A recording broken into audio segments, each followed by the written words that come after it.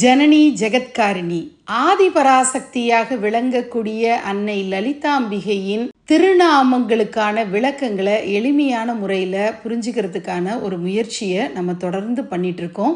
ராகஸ்வரூப பாசாட்டியா அப்படிங்கிற 8வது திருநாமத்துக்கான விளக்கம் முந்தைய பதிவில் நான் கொடுத்துருக்கேன். இது வரைக்கும் பார்க்காதவங்க ஆன்மீக அலை சேனலில் இருக்கக்கூடிய ஜனனி ஜெகத்காரிணிங்கிற பிளேலிஸ்டில் செக் பண்ணி பாருங்கள். அம்பிகையுடைய 4 திருக்கரங்களில் வலது மேல்கரத்தில் அங்குசம் இருக்குது. அங்குசத்தை பற்றிய வாக்தேவிகள் அருளி செய்த வர்ணனை தான் குரோதா காராங்குசோச்வலா அப்படிங்கிற 9வது திருநாமம்.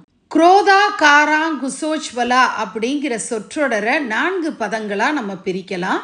குரோதா, ஆகரா, அங்குச, உஜ்வலா. குரோதம் அப்படின்னா கோபம் அல்லது வெறுப்பு.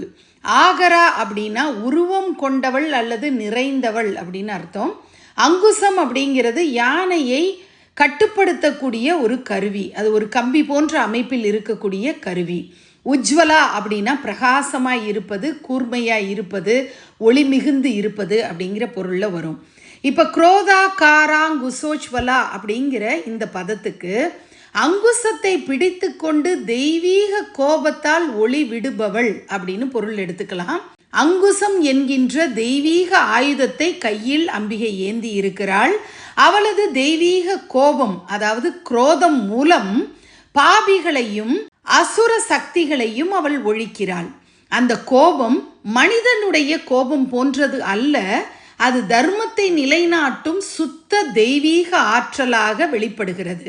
இங்கே குரோதம் அப்படின்னு சொல்றது இரக்கமற்ற கருணையோட வெளிப்பாடு, தீமைக்கு எதிரான ஒரு தெய்வீக ஆற்றல் வெளிப்படுவது. அங்குசம் அப்படிங்கிறது மனதை கட்டுப்படுத்தும் சின்னமாக விளங்குகிறது. யானையை கட்டுப்படுத்த அங்குசம் எப்படி பயன்படுகிறதோ, லலிதாம்பிகை தனது பக்தர்களின் மனம், ஆசை, கோபம் ஆகியவற்றை தன்னுள் இழுத்து கட்டுப்படுத்துகிறாள். உஜ்வலா அப்படிங்கிறதுக்கு ஒளின்னு அர்த்தம், ஜுவலிக்கிறதுன்னு அர்த்தம். அந்த அங்குசம் பல அப்படின்னு நல்ல ஒரு ஒளியோடு வெளிச்சமாக கூர்மையாக இருக்கிறது, பளபளப்பாக இருக்கிறது அப்படிங்கிறது தான் இதனுடைய பொருள். அன்னையாக விளங்கக்கூடிய லலிதாம்பிகை தன் கையில் அங்குசம் ஏந்தி தெய்வீக கோபத்தால் அசுர சக்திகளை ஒழிக்கிறாள். அந்த கோபம் அழிக்கும் சக்தியாக இருந்தாலும் அது பாவத்தை அழித்து ஆன்மாவை பரிசுத்தப்படுத்தும் கருணை வடிவமாக வெளிப்படுகிறது.